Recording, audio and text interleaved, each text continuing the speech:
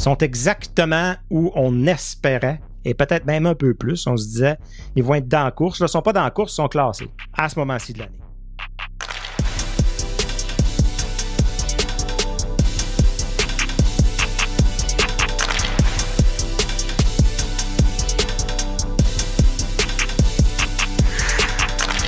Salut à tous, bienvenue dans la Brigade, bienvenue dans votre Brigade, le seul podcast en français dédié aux sénateurs d'Ottawa. Mon nom est Pascal Villeneuve, en compagnie cette semaine de Stu Sabourin et d'un ami de la Brigade, encore une fois, troisième semaine de suite, le tour du chapeau des invités de la Brigade, l'ancien journaliste au quotidien Le Droit, maintenant retraité, ou je pense qu'on peut quasiment dire semi-retraité ou retraité actif, Marc Brassard qui est avec nous aujourd'hui, qui va venir nous présenter son livre « La confrérie des gardiens québécois », qui vient juste de sortir. Messieurs, considérez-vous bienvenus dans la Brigade. Bonsoir, messieurs. C'est une invitation. Un peu de poutine interne avant de commencer. On veut vous rappeler que vous pouvez nous suivre sur X, Instagram et TikTok au La Brigade Pod. Et on vous invite aussi à nous consulter sur labrigadepodcast.ca pour avoir accès à tous nos épisodes depuis le début. Puis il y a même, je ne sais pas si les gens ont entendu parler du nouveau réseau social qui s'appelle, je pense qu'il faut le dire club, je ne sais pas comment on dit ça. C'est un réseau social bâti sur la plateforme Mastodonte, mais québécoise. Donc, c'est comme pour les gens qui sont tannés d'entendre parler de politique américaine en anglais ou quoi que ce soit. Fait que on va voir où ce que ça va mener, mais apparemment que c'est notre nouveau... il y a le Cube Radio, là, c'est le Club Réseau, je ne sais pas trop. En tout cas, on n'est pas là pour... comme ça, c'est le plus loin qu'on va aller dans nos commentaires politiques dans la Brigade. On va garder ça autour du sport. C'est bon.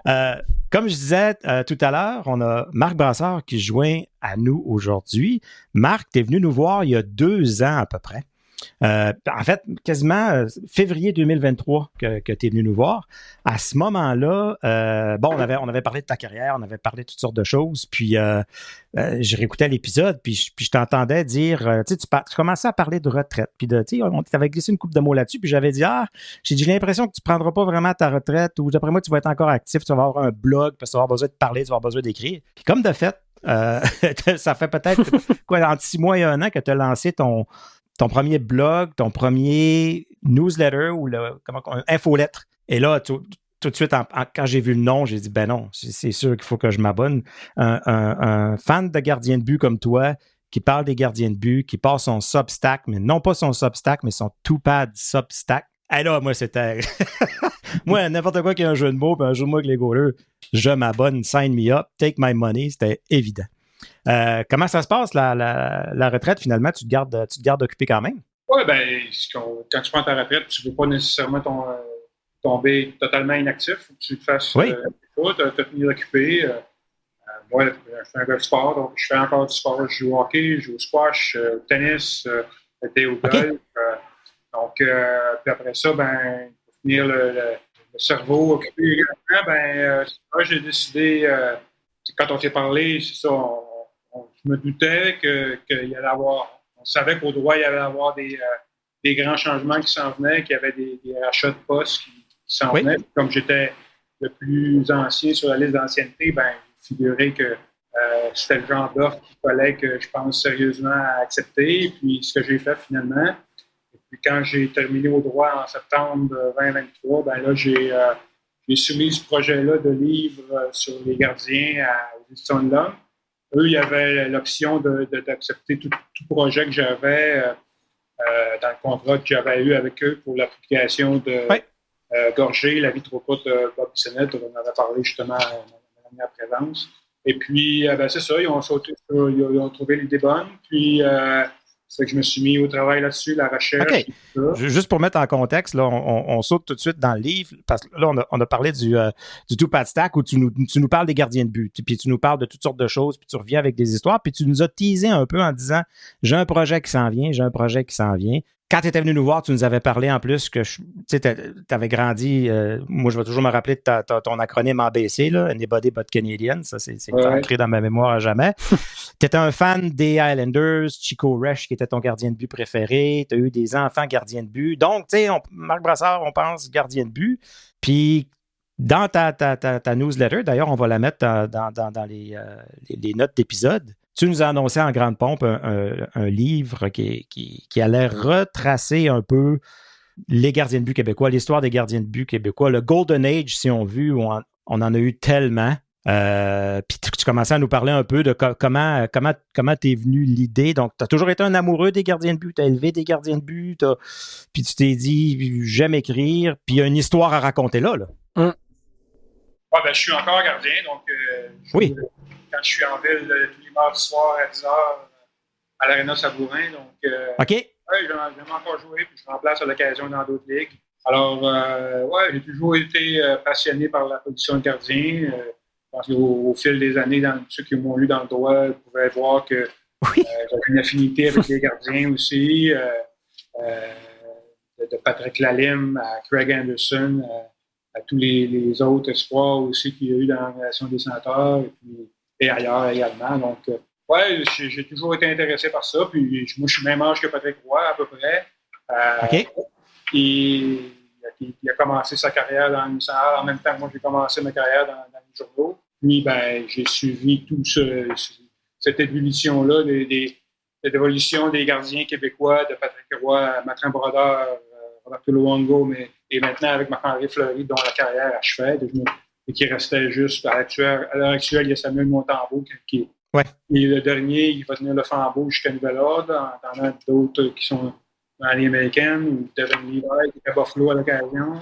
On espère qu'ils tiennent le flambeau et non pas qu'ils creusent le tombeau.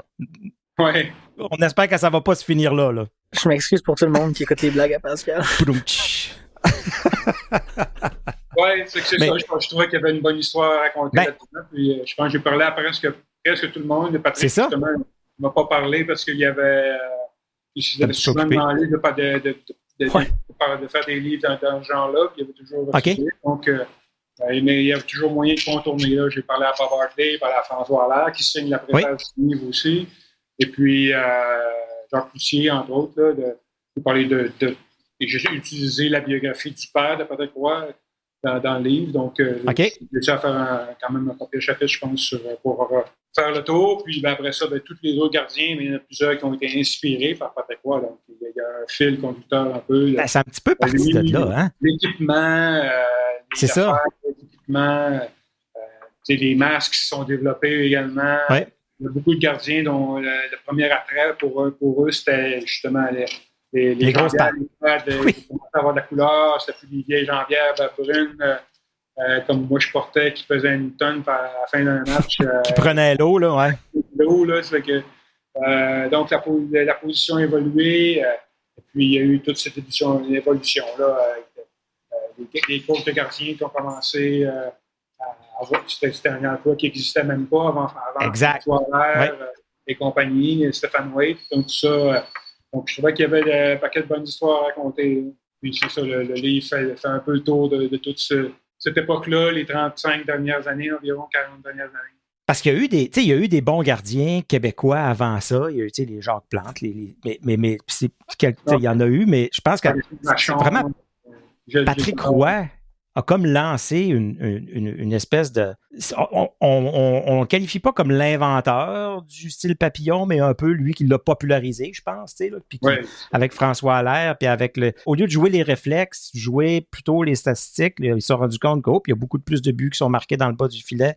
Si on couvre le bas du filet, automatiquement, on va chercher, tu sais, cette évolution-là, on l'a vu tranquillement, les gardiens de plus en plus ont adopté ça, puis aujourd'hui, les gardiens de but sont rendus moi je dis que c'est presque des katas au karaté, là, tu sais, quand tu t'apprends tu fais poteau à poteau, t'y push en avant, shuffle, t'y push, butterfly, slide, hop, tu relèves, puis tu recommences, puis tu refais ça, puis tu refais la même routine, un peu comme des jeunes au karaté qui font le kata, puis ils l'ont appris par cœur, puis tu as fait le premier arrêt de cette façon-là. Il y a une technique encore pour aller faire le deuxième arrêt parce qu'il faut que tu te lèves de la bonne jambe, tu te pousses de la bonne jambe, tu suives la rondelle. Puis après ça, au troisième, là, tu sors tes réflexes.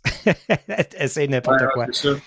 C'est un peu, parfois, il y a des gens qui font le reproche que justement maintenant, les gardiens sont un peu trop robotiques, alors que ceux qui sont formés en Europe sont plus athlétiques, et puis moi, mais aussi le fait que la game a changé. Les équipes recherchent des goalers format géant, des UC Saros qui jouent ce soir contre les Américains pour la Finlande, il y a 5 et 11, il y a juste un dans national. Donc, Ouais. C'est pas petit 5 et 11. Là. C'est pas petit. Là, c'est 2, c'est 3, c'est petit. Là. Donc, la game a changé beaucoup, ça a évolué. Les coachs québécois et puis les gardiens, comme Patrick Roy, Martin Brodeur, tout ça, ils ont été étudiés sur YouTube avec l'avènement de l'Internet, tout ça. Les techniques, il n'y a plus de secret. Tout le monde voit qu'est-ce que les autres font. Et puis, c'est ça. Ça a beaucoup changé. Ils ont fait venir probablement pour aller donner des cliniques tout partout. Puis, fait que dans le fond, probablement qu'on aurait dû mettre des tarifs là-dessus, là, des tarifs. L'enseignement. Surtout, bon, encore de la politique, Pascal. Je sais que François Allaire et Stéphane White, notamment, ils allaient beaucoup en Suisse. Puis, il y a eu beaucoup une bonne cuvée de gardiens suisses qui sont venus. Aussi? Oui. Cristobal Huet, était-tu suisse, lui? Cristobal Huet, c'est un Français. Un Français? OK, Français, oui. C'était David Abichère, il me semble. David Abichère. David Abichère. C'est vrai. Ça. Fait que la réponse a été quand même bonne quand tu as eu besoin de contacter ces gardiens-là. Est-ce que pour eux, c'était comme une façon de se remémorer un petit côté nostalgique, puis de peut-être raconter leur histoire, peut-être pour leurs enfants ou pour... Tu sais, là, t'as-tu eu des histoires un peu plus personnelles comme ça qui t'ont dit, comme merci Marc de me permettre de raconter mon histoire? Oui, ben moi, ce que j'ai apprécié la collaboration de pas mal tout le monde, entre autres comme Marc-André Fleury qui a été très généreux de son temps, il m'a envoyé des photos de sa jeunesse, les mêmes photos qu'il a partagées récemment quand il est passé par Montréal. À Montréal, oui. Puis, donc là, c'est ça, l'histoire de Marc-André Fleury avec Louis Domingue, le dernier match que Louis Domingue a joué dans la Ligue nationale l'année dernière, c'était un match au Nelson Square Garden contre Marc-André Fleury. Puis avant le match, Fleury est allé voir Domingue pour lui dire il faut qu'on donne un bon show parce que ça arrive plus souvent que les deux Québécois s'affrontent. Puis effectivement, on donne un bon show. Domingue avait gagné 4-2 ce match-là contre Fleury. Et puis c'est intéressant de voir que justement quand le titre, c'est la confrérie des gardiens, parce que ces gars-là, c'est des compétiteurs, mais en même temps, ils s'encouragent. Les gars du Québec, dans l'époque des années 90, ils allaient tous à l'école, une école aux gens que François Allaire avait avec l'agent Gilles Lupien. Tous les gars de l'écurie de Gilles Lupien, les Patrick Lalime, les Mathieu Chouinard, les Jean-Sébastien Giguère, allaient tous à cette école-là l'été. Okay. Ils travaillaient ensemble pour une couple de semaines. Et puis, quand ils s'affrontaient pendant la saison après ça, c'était tout le temps des moments cool pour eux autres. À cette époque-là, ça arrivait souvent. Maintenant, c'est ça. Samuel Montembeault me disait que lui, il a joué une couple de matchs un match contre Fleury à l'époque où il était avec Chicago, je pense. Et puis, il espérait que cette année, il l'affronterait. Puis, il y a 2 semaines, quand Fleury est passé par Montréal, on a décidé de faire jouer Jacob Daubès. Donc, il devait être pas mal dessus. Ouais. Montembeault a été super bon aussi. Il m'a envoyé des photos de sa jeunesse. OK. Qu'on a mis, je ne sais pas, tu rattraperas il y a un cahier photo à l'intérieur, au milieu. Patrick Lalime m'a envoyé une photo de lui avec Richard Sévigny quand il y avait une dizaine d'années. Jean-Sébastien Giguère, une super bonne avant qu'il y ait au tournoi de Louis de Québec. Avec Patrick Roy, il allait représenter le Canadien au tournoi de Louis de Québec. Et puis, il avait pris une photo d'une pratique qu'il avait eu au Forum à l'époque. Oui, c'est encore au Forum. Ah, ça doit être. Oui, c'est ça. Il y a beaucoup de bonnes histoires. J'ai un chapitre sur la lignée des goalers du Saguenay que tu vas apprécier. OK. Cool. Ouais. Le goaler pourri, es-tu là-dedans? Le goaler TikTok, le goaler pourri? Non? OK. Je peux t'envoyer des vidéos. J'ai pas de photos, mais j'ai des vidéos. Je t'enverrai ça. Oui. À l'Arena Chelsea. La dernière version, la plus grosse lignée, c'est Jamie Wade, Éric Fichaud, Félix Potvin, Marc Denis. Donc, j'essaie de faire le tour de ça, mentionner que le lead, c'est que c'est indiscutable que le plus beau chandail de la JMT, c'est celui des Saguenayens. Je vais mourir sur cette bataille-là. Puis que c'était aussi la pépinière de gardien par excellence dans cette époque-là. Good. On a retracé une photo de Marc Denis. Marc Denis ne voulait pas partager des photos de sa jeunesse, mais j'en ai retracé une de la presse canadienne avec José Théodore quand ils ont gagné la médaille d'or en 1995 championnat mondial junior. Ouais. Puis les deux sont avec leur médaille d'or. Ils ont c'est une bonne photo qui illustre bien à quel point que c'est dans cette époque-là que le Canada a gagné 5 médailles d'or d'affilée, presque toutes avec les gardiens québécois qui ont joué. Donc, C'est ça, il y a tellement de bonnes histoires. Martin Biron qui se considérait le meilleur backup de l'histoire. Il était backup quand les Olympiques ont gagné la Coupe Memorial à Hull en 1997. Il était backup de Denis avec Canada Junior quand il a gagné la médaille d'or la même année. Il était backup à Henrik Lundqvist. Il y a eu des bonnes années, évidemment, à Philadelphie et à Buffalo. Oui. Mais quand même. Il a sorti les Canadiens une année, d'ailleurs, ouais. Un de ces nombreux gardiens qui est passé dans les médias en sa carrière. Il y en a un chapitre là-dessus juste pour parler de lui qui est en anglais, en français, dans Buffalo, à PSN, RDS, il est partout.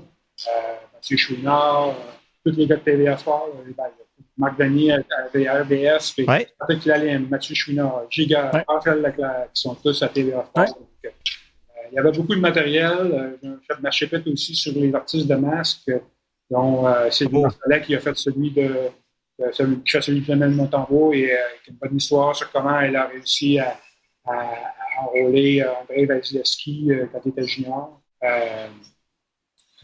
Sylvie Poitras qui est au Saguenay, qui a fait beaucoup de masques, donc sur la deuxième génération du Sud Martin Brodeur.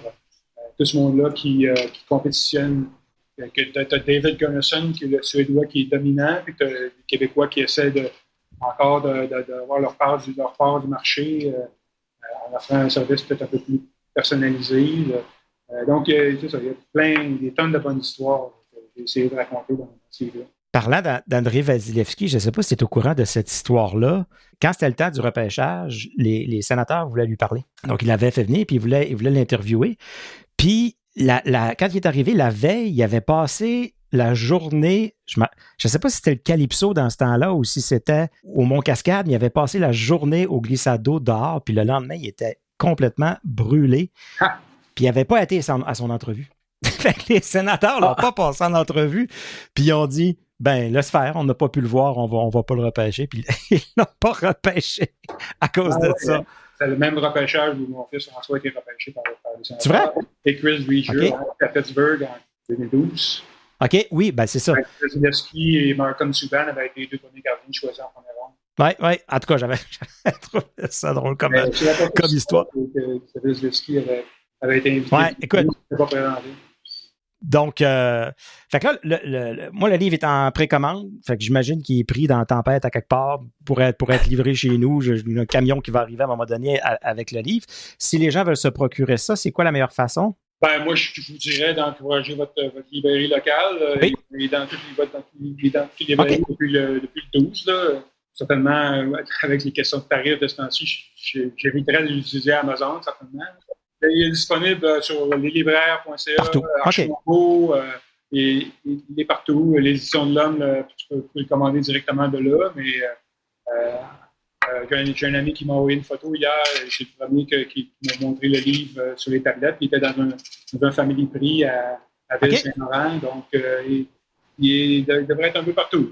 Bon, fait que là, il va falloir trouver une façon j'irai te voir à Sabourin un mardi soir. Là, je vais aller le faire autographier quand ça va donner. Il va falloir que je trouve une place. Puis là, d'ici là, est-ce que Marc Brassard, c'est-tu le genre de gars qui a besoin d'un prochain projet, qui a besoin d'une prochaine idée, ou tu y vas avec, à un moment donné, t'en as une, t'as fait, puis tu peux vivre entre deux projets? T'es-tu déjà en train de penser à quelque chose d'autre? On m'a demandé, justement, les étudiants m'ont demandé si j'avais d'autres idées, donc on illuminait ça, là, tranquillement. OK. Je suis vraiment en étant un petit peu loin. C'est ça. J'ai pas vraiment la tête à ça, là, mais... Donner le scoop, tu es présentement là, en Australie, là, tu nous parles demain. Là. C'est ça. Ici, il n'y a pas de neige du tout. Non, c'est ça. On peut t'en envoyer. C'est tous les jours. Le seul inconvénient, c'est qu'un peu plus au nord de l'État de Queensland, il y a des cyclones qui fait qu'on espérait aller voir la Great Barrier Reef. Malheureusement, dans ce coin-là, il y a plus d'inondations et c'est pas le temps d'aller revirer là. Mais il y a plein d'autres belles places dans ce coin-ci, là. On s'en va justement Sunshine Coast, un peu plus. T'es encore là longtemps? Oui, pour un petit bout de temps encore là. OK, fait que tu laisses la neige fondre un peu puis tu t'en viens après. C'est parfait, excellent. Peut-être que après ce que j'entends, il y en a eu tellement que On a pas loin de 30-40, Ça va là. prendre longtemps avant que ça fonde. Puis il en annonce un autre 30, je pense, dimanche. Là. Fait que, non, C'est bien de la peine ça va être correct. Bon pelletage. Ça va être parfait pour le Gatineau Lopette J'espère ici. Ça, Stu, je t'expliquerai c'est quoi le Gatineau Lopette à un moment donné. Là. J'attends Ouais, ça non, avec je pense- impatience. J'ai lu un article ce matin comme quoi ils sont bien contents, eux autres, qu'il y a la même place pour une fois. Écoute, Marc, merci beaucoup. Moi, j'invite tout le monde qui aime le moindrement les gardiens de but, qui aime les auteurs québécois, qui aime les sénateurs. Marc a baigné dans l'environnement des sénateurs longtemps. N'hésitez pas à l'encourager. Puis, Marc, écoute, c'est certain qu'on va se rejaser. On continue de te suivre. Puis, t'es officiellement un ami de la brigade. Puis, on va continuer de t'encourager. Puis, merci beaucoup de prendre de notre temps de l'autre bout du monde pour venir nous jaser. Ça fait plaisir, les gars. Puis c'est pas juste pour les amateurs de gardiens, c'est pour les amateurs de hockey en général qui veulent se remémorer une époque quand même assez spéciale du hockey au Québec. Ben, on veut promouvoir les produits québécois. Ça a été un des bons produits québécois qu'on a développé, c'était les gardiens de but. Merci, Marc. Merci, Marc.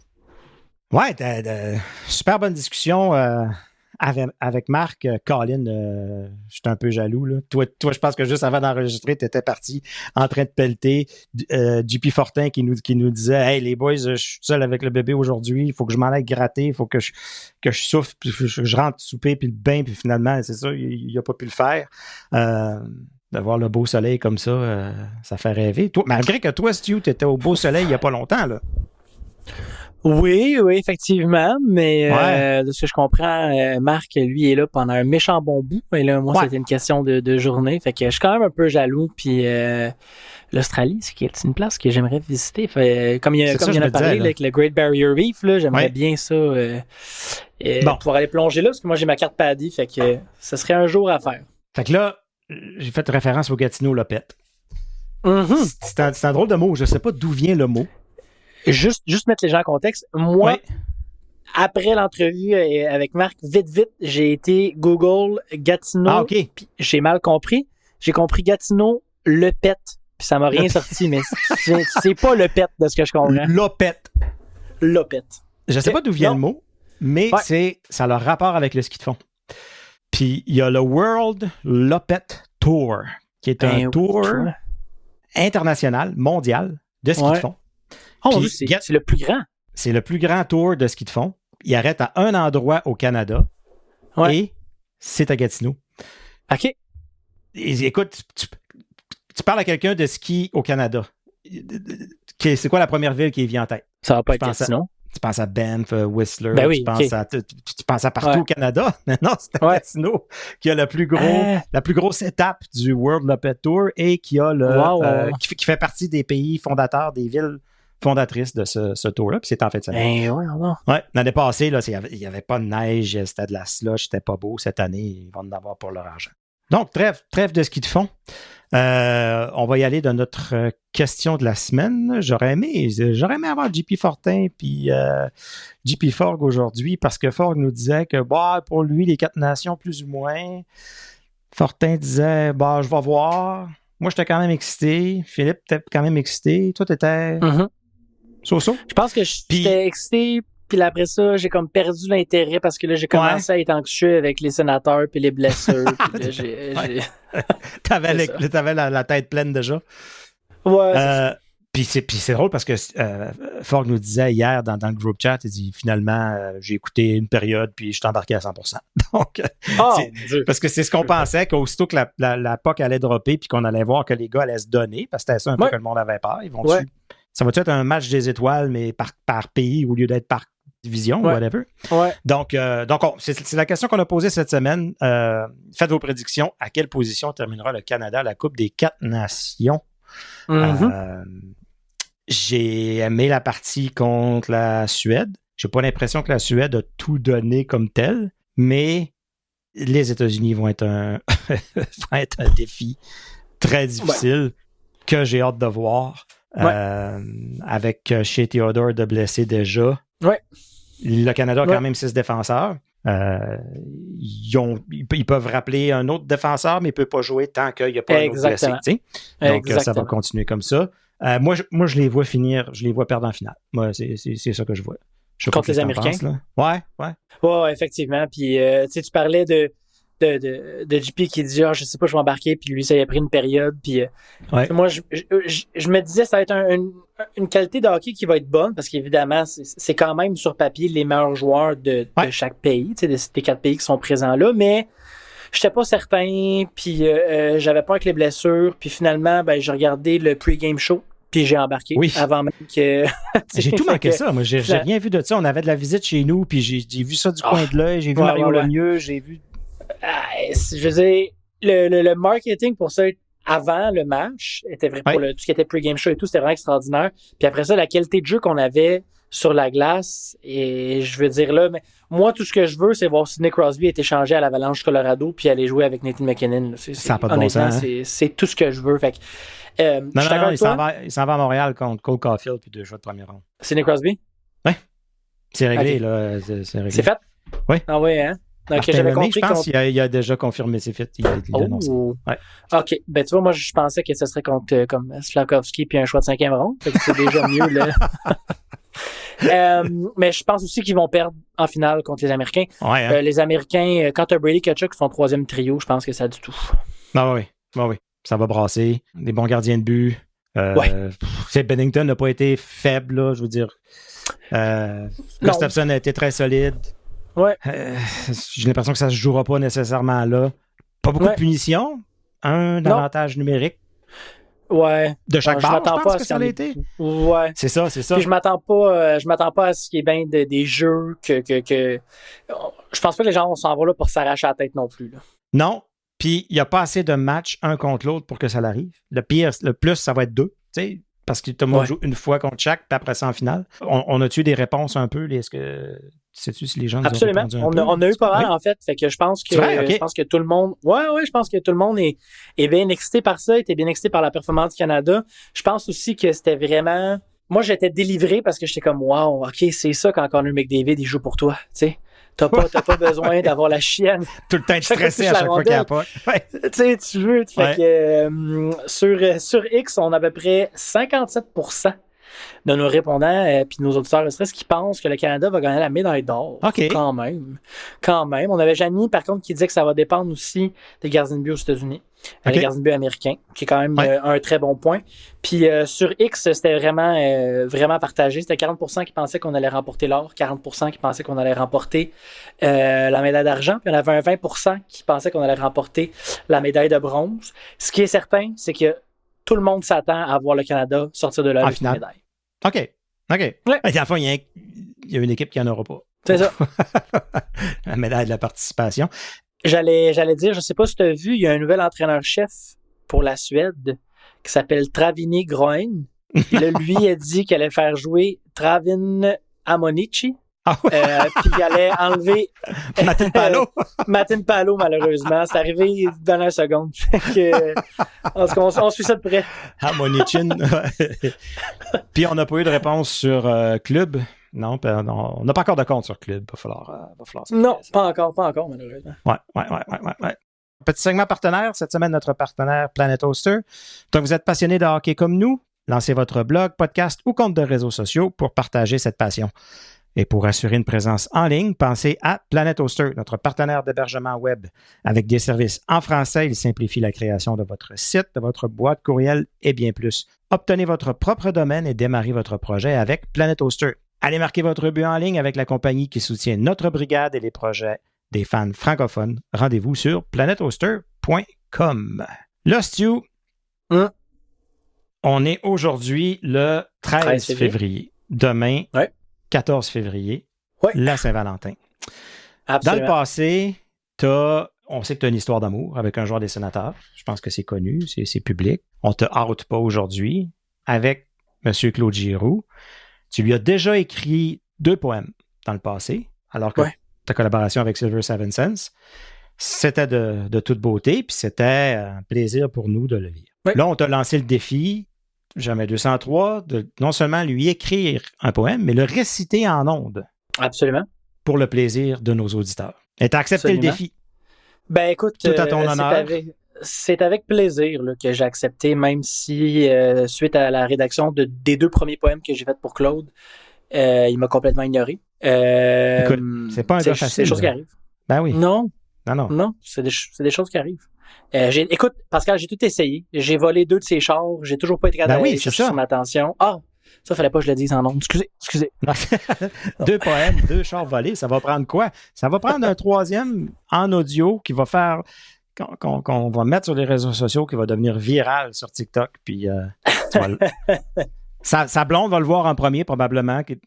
Ouais, c'est ça. Il me donne pas l'impression que c'est un gars de TikTok, Claude. Moi non plus. fait que ça risque d'arriver par sa blonde. Ouais. Hey, c'est qui ce dude-là, Stu Sabrin? Ouais, peut-être. Quoique, je me souviens plus, c'est où que je l'entends. C'est quel joueur dessinateur qui l'a dit? Je me souviens plus. Mais il y a un joueur dessinateur qui avait dit en entrevue qu'il y avait comme un groupe chat. Puis Claude Giroux, c'était un des plus actifs sur le groupe chat. OK. Semble-t-il. OK. Intéressant. Ne pas juger à son habit. OK. Non, exactement. Fait que, écoutez, je me lance, je me racle la gorge. On va mettre une petite musique pendant ce temps-là. Tu veux-tu en mettre une pour vrai? Ben oui. Donc, ça se lit comme ça suit. Claude Giroux, dans l'ombre du soir, sur la glace, ton corps danse, une étoile à revoir. Les lumières caressent ton visage, déterminé. Chaque mouvement, une promesse, un secret qui est partagé. Sous tes patins, le monde se suspend. Les sénateurs se perdent dans ton souffle, dans ton vent. Ton regard intense, plus que l'acier de ta lame, méfie-toi, il enflammera ton âme. Les passes, comme des caresses douces, effleurent les cœurs et éveillent les mousses. D'un désir caché dans chaque geste précis, toi le maître du jeu, des rêves inassouvis. Et dans le silence, ton corps se déploie. Claude Giroux, tu es l'écho d'un fantasme roux. Ton nom dans l'air, un parfum qui nous rend fous. C'était le poème pour Claude Giroux en cette semaine. Wow! Si ça marche pas, il va falloir que tu passes au prochain. Ouais, je lâche la brigade. Ouais. Non. T'essaieras avec Travis Harmonic. Tu vas avoir plus de chance, je sais pas. Change de registre complètement. Ouais, j'aurais peut-être pas le choix. Pauvre Yard parle français, mais j'en ai tellement parlé au local sportif, puis ici, on ne l'aura jamais en entrevue. Ah non, hein? Ah non, puis ça, on pourra jamais. Ah, c'est quand même comique. Écoutez, c'est le 3e poème là, pour Claude Giroux que je rédige. Je n'ai jamais écrit aucun poème pour copine, blonde, aucune personne, femme dans ma vie. Mais j'en ai écrit 3 à Claude. Fait que Claude, si jamais tu nous écoutes, plutôt devrais-je dire Ryan. Viens nous voir. Ben oui, tout à fait. Viens nous voir. On va commencer par une rencontre vidéo, audio, puis we'll see where it goes. Comment on dit ça? On verra où ça nous mènera. Nous verrons où cela nous amènera. Exactement. Bon, trêve de plaisanterie, encore une fois. On fait beaucoup de trêves, mais on fait beaucoup de plaisanteries, donc il faut faire des trêves de plaisanterie de façon régulière. Si on parle de No Sense, puis on parle de toi un peu, Stu, dans le fond, toi aussi, tu t'es payé un petit voyage en Floride, comme nos sénateurs. Est-ce que ton voyage à toi a été plus fructueux que celui des Sens? Mon voyage a été beaucoup plus fructueux que celui des sénateurs, puis j'aimerais partager, par contre, puis je vous avais écrit quand j'étais là, moi, l'objectif, c'est que, moi, pour ceux qui ne le savent pas, j'étais à Miami, les sénateurs jouaient 2 matchs contre la Lightning à Tampa Bay à Tampa. Tampa Bay est à 5 heures d'auto de Miami. Puis après ça, les sénateurs, ils jouaient le samedi contre les Panthers à Sunrise. Sunrise, qui est à peu près à une demi-heure de Miami, là, qui est tout près de Fort Lauderdale. Puis moi, j'ai déjà été voir un match des sénateurs en 2010 contre les Panthers de la Floride à Fort Lauderdale. Fait que ça m'intéressait comme moins d'y retourner. J'aurais aimé ça aller à Tampa, mais c'était un petit peu loin. Par contre, je me disais, c'est certain qu'il va y avoir des matchs à la télévision. C'est 3 matchs en Floride. Et j'ai vu à la télévision, je n'ai jamais été capable de voir aucun match à la télé. Dans les bars? Aucun. Les restaurants, aucun bar. Les bars? Ah, voyons. Aucun. Puis j'ai fait plusieurs bars dont je demandais au gérant, je peux-tu voir sur le poste? Puis là, il me disait, prends la manette. Puis là, je cherchais puis tout. Okay, j'ai trouvé des matchs. Non, j'ai trouvé des matchs de football collégial, des matchs de basketball collégial, du baseball au secondaire. Peut-être même high school, là, c'est ça. Ouais. Ouais. Mais j'ai jamais été capable de trouver de match de hockey. Fait voyons donc. C'est vraiment au bas de la liste en termes d'importance là-bas, là, le hockey. C'est fou. Même j'avais demandé au serveur, j'ai dit vous allez pas montrer le match samedi contre les Panthers, puis il m'a dit who is that? Qui ça? Fait que Ouais, le gérant du bar sur Collins Avenue à Miami qui s'appelle chez Maxine's. Il ne savait pas là c'était quoi les Panthers de la Floride, il m'a demandé c'était qui. OK, on part de loin. Fait que c'est très local, j'imagine. C'est vraiment très local. En Floride qui restent tout près de l'aréna qui sont au courant. Ouais. Puis pour ce qui est de la semaine des Sénateurs, ça a tellement bien commencé, je sais pas si t'es d'accord, mais je veux dire, on est allé à Nashville, on a connu un super beau match. Jake Sanderson qui avait sa ressurgence là, puis qui maintenant il joue pour l'équipe américaine à Coupe des 4 Nations. Ça a très bien commencé, puis le match que Ullmark a joué contre Tampa, le premier match, c'était pas un match terrible. Bon, je me dis, ils sont en Floride, ils ont joué hier, on donne une passe. Un deuxième match, quand tu décides de ne pas faire jouer Linus Ullmark et ton équipe pond un 9 comme ça, j'ai trouvé ça très surprenant comme décision. La décision aussi de jouer 11-7. Matim Palo, c'est ton 7e défenseur. Je sais pas ce que tu en penses, mais j'ai l'impression tout le monde le savait d'avance. Ouais, je comprends, j'ai pas compris. On gratte les scènes pour pas rappeler quelqu'un puis que ça va faire un autre salaire, je sais pas. C'est ce que je comprends pas. Non. C'est comme setup pour perdre, honnêtement. Ouais. Et c'est la méthode Guy Boucher. Guy Boucher le faisait souvent. Le fait, je pense, même en série. Puis, je peux pas dire que c'est très fructueux d'habitude. Là, je pense que le moindrement que tu brises tu sais, les gars, OK, tu peux changer des duos, des trios pendant le match, ça va arriver, mais le plus souvent que tu es capable de garder ensemble, là, en étant au 7, il n'y a rien qui marche, là, ni en avant, ni en arrière. Il n'y a pas de rotation permanente, à part peut-être un duo puis un trio, là, tu sais. Ouais. Non, ça a été dur à comprendre, mais écoute, je me dis, c'est des têtes d'hockey qui gèrent ça. Ils ont eu raison, mais on les connaît pas. Non, exactement. Puis tu sais, tu viens de soulever un super bon point que quand tu as 11 attaquants, 7 défenseurs, ça dérègle tes défenseurs, puis tes attaquants aussi. C'est ça. Marc Méthode, cette semaine, il a été au Coming in Hot podcast, puis justement, il a parlé d'à quel point c'est tellement... Lui, il est très grateful de ce que Erik Karlsson lui a apporté pour sa carrière parce qu'il dit, j'avais pas de questions à me poser. Moi, chaque soir, j'avais le même gars à côté de moi. Puis il dit, c'est fou comment on sous-estime à quel point d'avoir le même partenaire. C'est extrêmement sécurisant. Puis ça te permet de développer une chimie, ça te permet de développer aussi savoir où est-ce qu'il faut que tu joues la rondelle, où est-ce que lui va être, dépendamment de où tu es sur la glace. Et je trouve ça très décevant qu'on brise un duo de défense comme Clevin Matim Palo pour Travis Hamonic, puis que là, après ça, Matim Palo, il joue, puis c'est déréglé, puis je la comprends pas, cette technique-là. Je la comprends pas. Pas juste, puis ce que j'ai aimé dans ce qu'il a dit, c'est pas juste avoir un partenaire que tu connais et avec qui tu t'habitues à jouer, mais avoir un partenaire complémentaire. Parce que, tout à fait. Tu sais, quand il est parti d'Ottawa, quand il a été ramassé par Dallas, Vegas, puis ils l'ont shippé à Dallas. Là, à Dallas. Ils ont essayé de le faire jouer, je pense, avec Klingberg en partant, puis la chimie ne marchait pas. Finalement, ils ont dit, OK, on va tester avec Kiskanen, puis là, ça fitait pas non plus. Puis, fait que, tu sais, quand tu réussis à avoir une chimie entre deux défenseurs, entre deux gars, puis que ça marche, comme je dis souvent, attache-le avec des menottes, puis il faut plus que ça bouge, tu sais. Parce que d'avoir, tu sais, on l'a vu avec Chychrun, d'avoir deux bons défenseurs ensemble, c'est gage de rien. Ça veut pas dire ça va marcher, qu'il va y avoir une chimie, qu'il va se passer quelque chose, puis qu'ils vont s'entendre, tu sais. Fait que, mais tu sais, bon, grosso modo, les Sénateurs vont en Floride, on aurait aimé 2 points. Je pense qu'à 2 points, on aurait dit, gars, ils ont fait ce qu'ils ont pu. Josh Norris est blessé. Shane Pinto est blessé. Écoute, là, je pense que c'est une situation catastrophique. Là. On regarde ça et on se dit, oh non, pas encore. La pause arrive au bon moment. Ouais. Malgré tout ça, malgré les blessures, malgré le mauvais voyage, les Sénateurs sont la première équipe repêchée au classement. Ils sont exactement où on espérait, et peut-être même un peu plus. On se disait, ils vont être dans la course. Ils ne sont pas dans la course, ils sont classés à ce moment-ci de l'année. Donc, je pense que et les Sénateurs et nous, on prend une respiration. On respire. On apprécie la Coupe des 4 Nations. Puis de ce que je comprends, et Norris et Pinto sont supposés revenir par...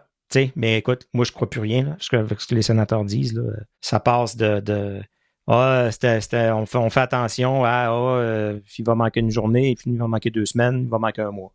Fait que là, ils nous disent que, je sais pas si c'est juste pour que nous, mentalement, on passe un meilleur 2 semaines en attendant qu'ils reviennent contre le Canadien, d'ailleurs. Je pense que les Sénateurs sont en bonne position.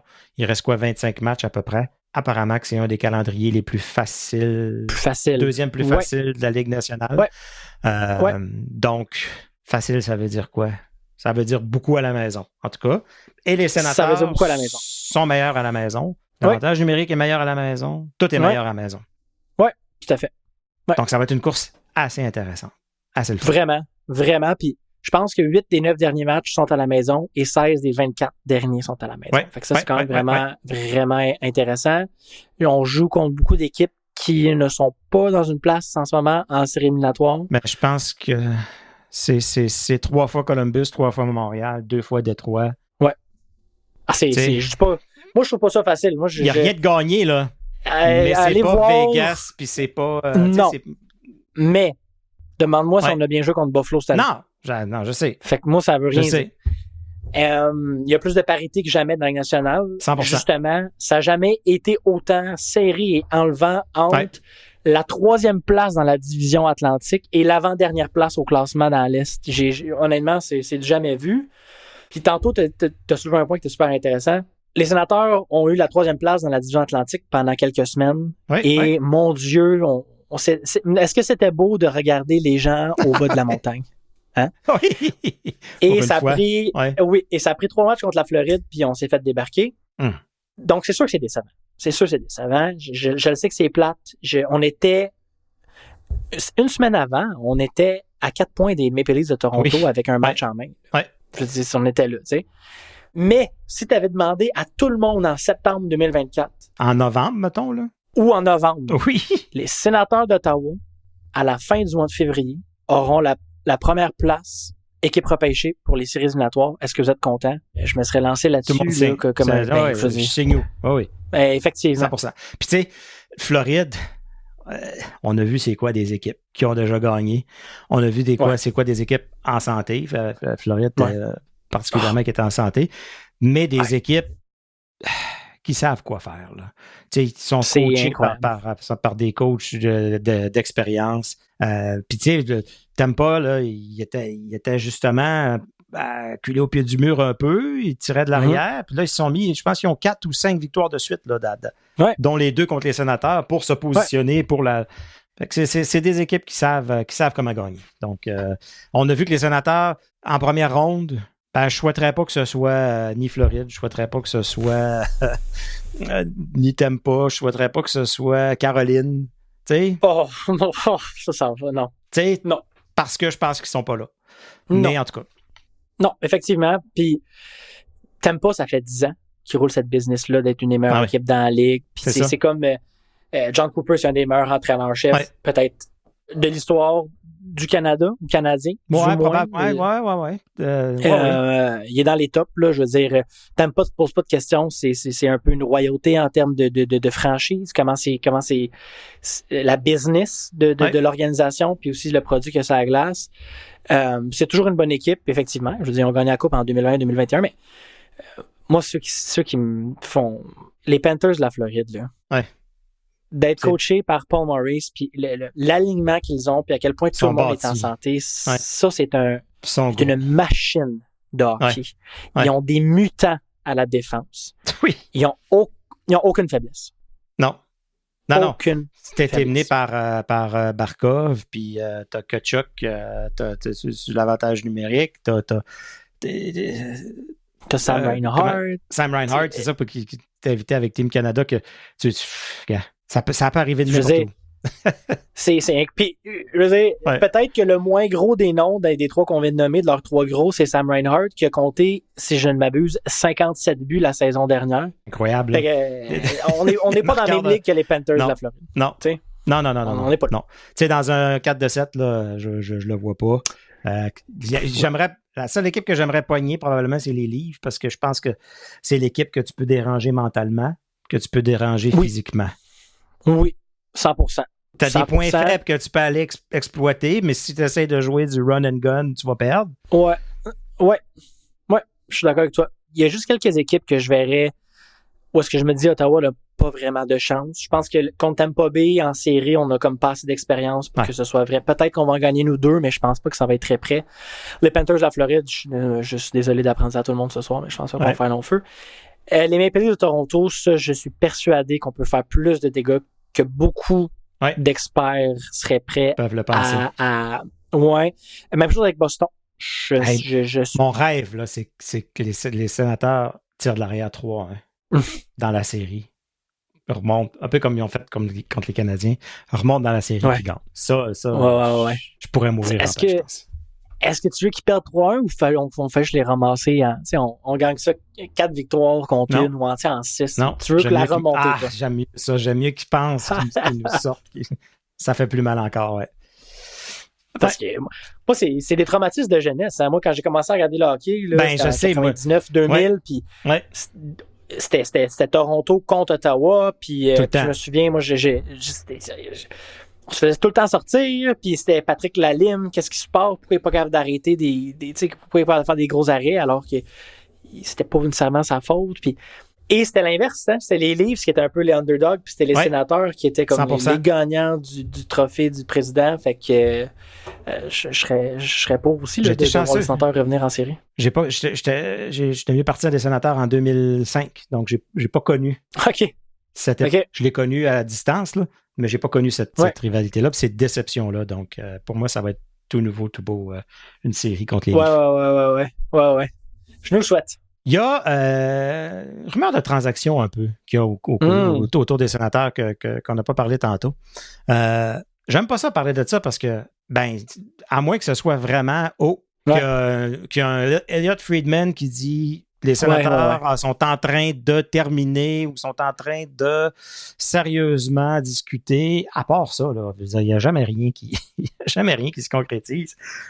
Tu sais, puis tous les noms sortent, puis les Sénateurs sont intéressés à tout le monde. Je pense que c'est le nom qui a de l'air, qui fitterait le mieux, là, parce que on dit tout le temps, il faudrait sortir quelqu'un si on veut rentrer quelqu'un. Parce qu'à un moment donné, il faut faire un échange de salaire. C'est peut-être Ryan Donato dont les gens parlent, qui coûte 2 millions, qui produit, mais dans une équipe pas très bonne. Tu changes ce gars-là de place du jour au lendemain, est-ce qu'il continue de produire autant? Je ne sais pas. Il sera pas sur l'avantage numérique nécessairement. Non. Il sera pas, tu sais. Non. Mais je pense que tout va dépendre de l'état de santé de Pinto Norris. Si les deux sont blessés, penses-tu que les Sénateurs peuvent se rendre en série si ces deux-là sont blessés jusqu'à la fin de la saison? C'est malheureusement impossible. C'est pour ça que j'avais vu un nom. Je me souviens plus c'est quelle source, mais il y avait un nom qui avait sorti, puis là, tu parles de Norris, tu parles de Pinto. Ça, c'est les centres numéro 2, centre numéro 3. Mm-hmm. Il y a une équipe qui rush un petit peu plus en ce moment. J'avais vu le nom de Jean-Gabriel Pajot refaire surface, puis est-ce que c'est quelqu'un qui pourrait revenir à Ottawa? Je te demande la question parce que d'un point de vue position, ça fonctionne. On sait ce que Jean-Gabriel Pajot peut faire en série. Mais là, est-ce que c'est juste? Parce que là aussi, il y avait des rumeurs. Est-ce que Erik Karlsson devrait revenir à Ottawa parce que si les Pingouins le rachètent? Tout le monde est associé. Crosby là, peut-être. Là. C'est ça. Fait que, est-ce qu'on est en train de juste se remémorer les bons jours de 2016-2017? Je ne le sais pas. Est-ce que selon toi, Jean-Gabriel Pajot fit avec l'identité de l'équipe des Sénateurs d'Ottawa? Puis s'ils sont capables de participer aux séries, est-ce qu'il est capable de les aider encore? Puis on oublie le salaire, là. Oui, parce qu'il pas de salaire. Il est à 5 millions, là. Il faut bouger pas à peu près, là. On ne voulait pas lui donner dans le temps quand il était à son meilleur, là. On voudrait lui donner pendant qu'il. C'est peut-être une pente descendante, là, en tout cas. Je pense que le style, je pense qu'il fit très bien dans la chambre encore. Moi, j'aurais pas de problème. Puis, on parle de vétérans qui ont la bonne éthique de travail, qui ont la bonne façon de se présenter à chaque match, de se préparer. Fait que, tu sais, je pense que il serait une bonne inspiration, puis il serait un bon leader pour l'équipe. Bon sur les mises au jeu, joue sur le désavantage numérique. Puis lui, ça lui ferait peut-être du bien de sortir de cette espèce d'environnement-là où il est pris un peu dans un système ultra défensif. Mm-hmm. Écoute, viens-t'en, puis amène ce que tu sais, puis enseigne-le, il n'y a pas de problème. Mais il va peut-être avoir un peu plus de chance d'explorer son côté offensif. Je sais pas. Mais oui, non, moi j'aurais pas de problème. J'aurais plus de problème avec Karlsson qu'avec Pajot. Puis tu sais, en même temps, c'est quoi? c'est de quoi dont l'équipe a besoin en ce moment? Est-ce que c'est un centre de troisième trio qui est en fin de carrière, en tout cas qui n'est pas dans son début de carrière certainement? Ou est-ce qu'on a besoin d'aide, de renfort à la défensive? J'ai l'impression qu'on a besoin un petit peu de tout, parce qu'on a besoin d'un finisher, je pense, en avant. On n'a pas. C'est pour ça qu'on pensait Donato. Puis tu sais, je sais pas, Braden Shen. On parle de toutes sortes d'affaires, mais écoute, l'état de santé des deux centres va vraiment dicter le futur. Puis côté de la charge, écoute, chargé à bloc, le bloc est déchargé pas mal, je dirais. Ils sont présentement dernière dans la ligue. Ils vont être retour à l'action. C'était la pause là, pour la série Rivalité. Puis c'est-tu Montréal qui sont premières? Il me semble qu'elles sont premières. Elles sont premières, effectivement. OK. Ouais. Alors, les premières, oui, dernier. C'est vraiment plus, sont vraiment plus éloignés que je pensais. Là. Fait que t'as la victoire de Montréal qui est première avec 31 points, suivie du Frost du Minnesota avec 26 points. Okay. Puis les Scepters de Toronto avec 21 points. Et au tout bas du classement, t'as la Charge d'Ottawa. Jean-Philippe Forbes, je sais que tu vas nous écouter quand tu vas dire ça. Jean-Philippe m'avait dit au début de la saison que la victoire de Montréal ne ferait pas les séries, que la Charge d'Ottawa finirait dans le top 3. Donc, j'ai vraiment hâte de te revoir, Jean-Philippe, en série. Je pense que dans l'épisode que JP a fait avec Beata, de ce que je me rappelle, c'est que Beata disait, semble que toutes les équipes, la Charge s'est un peu améliorée, mais les autres équipes semblent s'être beaucoup améliorées. Puis j'ai l'impression que c'est ça qui vient leur faire mal en ce moment. Ouais, c'est fait que pas de match des Sénateurs. On a un petit break mental. On peut respirer, on peut souffler. On est une place en série. On peut apprécier le tournoi des 4 nations. Fêter la Saint-Valentin. Si les gens veulent que tu lises un poème à leur blonde par messagerie, vidéo, quoi que ce soit, est-ce qu'ils peuvent t'envoyer un courriel pour te demander ça? Discuter tarifs? Puis, Tout à fait. Fait que tu peux me contacter au stuart.msabourin@gmail.com. Envoyez-moi votre meilleure offre. Puis je verrai ce que je peux faire avec ça, dépendamment de combien de verres je peux faire avec ça ou non. Mais ça va me faire plaisir pour la Saint-Valentin. Ben, le gars peut l'écrire, là. Je veux dire, quelqu'un peut l'écrire, puis toi, tu le récites là, avec une rose dans la bouche. Puis, OK, parfait. On va lancer ça. Puis tous les profits vont être investis dans la brigade. Tiens, je viens de te voler ton argent. Effectivement. Excellent. Good. Donc, c'est ce qui complète cet épisode de la brigade. Si vous avez aimé ça, parlez-en à quelqu'un, parlez-en à vos amis, parlez-en à votre famille. On vous invite à consulter labrigadepodcast.ca pour accéder à tous nos épisodes et pour ne rien manquer. N'oubliez pas que vous pouvez nous suivre sur X, Instagram, Facebook, Blue Sky, un peu tout partout. Et labrigadepodcast.ca, on a la section contact si vous voulez nous écrire, vous voulez nous parler, vous voulez nous donner des suggestions, vous avez des suggestions d'invités, vous avez des suggestions de sujets, quoi que ce soit, n'hésitez pas. On va continuer aussi à faire des segments avec des partisans. On en a quelques-uns là, qu'on a pris contact, puis on va les amener là, quand l'épisode va le permettre. Et en terminant, Stu, est-ce qu'on a un mot de la fin? On a-tu pensé à un mot de la fin? Moi, j'en ai un. Hein. C'est repos. Repos pour les joueurs blessés. Dodo. Repos pour nous. Repos, dodo. Ça fait du bien un peu, le break. Fait qu'on avait besoin de repos, tout le monde. Excellent. Good. Donc, Repos, c'était La Brigade, le seul podcast francophone dédié aux sénateurs et au hockey dans la région d'Ottawa-Gatineau. À la semaine prochaine.